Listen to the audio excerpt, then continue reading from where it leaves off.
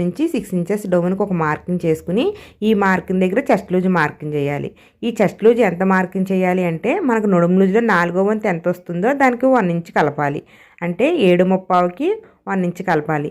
7:30కి 1 inch కలిపితే మనకి 8:30 అవుతుందండి. ఈ 8:30ని మనము చెస్ట్ లూజ్గా మార్కింగ్ చేసుకోవాలి.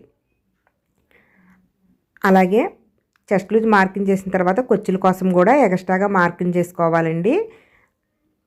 అంటే మనము కింద వైపున కుచ్చుల కోసం 2 ఇంచెస్ ఎక్స్ట్రా పెట్టాం కదా, అలాగే చెస్ట్ లూజ్ దగ్గర కూడా కుచ్చుల కోసం అదే 2 ఇంచెస్ని ఎక్స్ట్రా పెట్టుకోవాలి. అయితే చెస్ట్ లూజ్ని మనము ఇంకో రకంగా కూడా మార్కింగ్ చేసుకోవచ్చు. అంటే కింద వైపున కుచ్చుల దాకా ఎంత వచ్చింది, 11 వచ్చింది.